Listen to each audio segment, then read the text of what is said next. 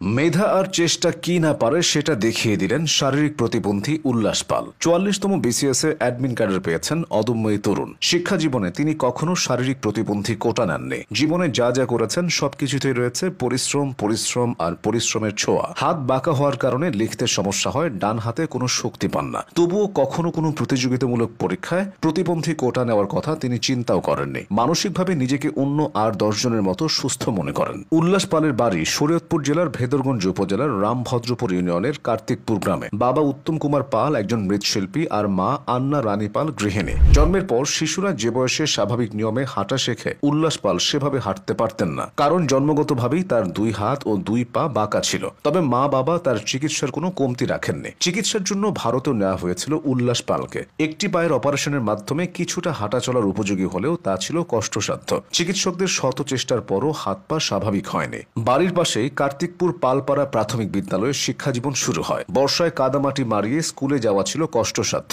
বাবাই তাকে কোলে তুলে নিয়ে যেতেন প্রতিদিন। লেখার জন্য ব্যবহার করতেন বাঁ হাত। এভাবে সাফল্যের সিঁড়ি বেয়ে তিনি শুধুই উপরে উঠেছেন। ২০১০ সালে কার্তিকপুর উচ্চ বিদ্যালয় থেকে জিপিএ 5 পেয়ে তিনি এসএসসি পাশ করেন। ঢাকা এসে উচ্চ মাধ্যমিকে ভর্তি হন ঢাকা নর্দার্ন কলেজে। সেখান থেকেও ২০১২ সালে জিপিএ 5 পেয়ে বের হন। এরপর ভর্তি হন ঢাকা বিশ্ববিদ্যালয়ের ম্যানেজমেন্ট বিভাগে। ঢাবির গ ইউনিটে ভর্তি পরীক্ষায় মেধা তালিকায় ৪৬৩তম হয়েছিলেন।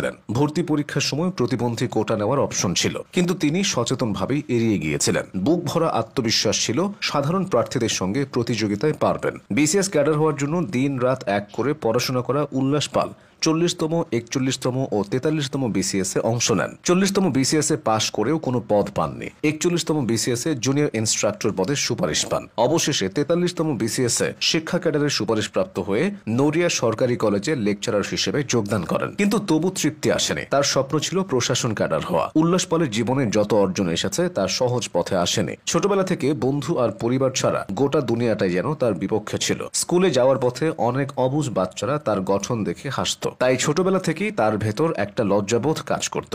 স্কুলের সহপাঠীদের সঙ্গে খেলতে চেষ্টা করতেন, কিন্তু হাডুডু ও ক্রিকেটের মতো কঠিন খেলাগুলো তার দ্বারা সম্ভব হতো না। পড়াশোনায় অন্যদের চেয়ে এগিয়ে ছিলেন, তাই শিক্ষকদের কাছ থেকে তিনি আলাদা ভালোবাসা পেয়েছেন। আগের বিসিএস এ প্রিলিমিনারি ও লিখিত পরীক্ষা পাশ করে ভাইবা দিয়েছিলেন উল্লাস পাল, কিন্তু ভাইবা বোর্ডে তার হৃদয় ভেঙে যায়। তার প্রথম পছন্দ ছিল অ্যাডমিন তথা প্রশাসন ক্যাডার। ভাইবা বোর্ডে একজন পরীক্ষক তাকে প্রশ্ন করেছিলেন, প্রশাসন ক্যাডারে অনেক দৌড়াদৌড়ি করতে হয়, বিভিন্ন জায়গায় যেতে হয়। আপনার যেহেতু শারীরিক প্রতিবন্ধকতা রয়েছে, তাই এসব কাজ করতে পারবেন বলে মনে হয়? এমন প্রশ্ন শুনে উল্লাস পালের মনে হয়েছিল শারীরিক প্রতিবন্ধকতা থাকার কারণে তিনি মনে হয় তার পছন্দের ক্যাডার প্রশাসন পাননি। তবে এবার পেয়ে গেলেন। উল্লাস পাল বলেন, যখন নিজের রেজিস্ট্রেশন নম্বর প্রশাসন ক্যাডারে মিলিয়ে নিশ্চিত হলাম, তখন চোখ দিয়ে আনন্দের অশ্রু গড়িয়ে পড়েছে। অনেকে আমাকে উপহাস করেছে, বলেছে পারবো না। আমি দমে যাইনি। আমার স্বপ্ন ছিল প্রশাসন ক্যাডার, আজ সেটা সত্যি হলো। অসম্ভবকে সম্ভব করা উল্লাস পাল আরো বলেন, সরকার আমাকে যেখানে দায়িত্ব দিক, আমি নিষ্ঠার সঙ্গে তা পালন করব। সবসময় মানুষের পাশে থাকতে চাই, কাজ করতে চাই জনকল্যাণে।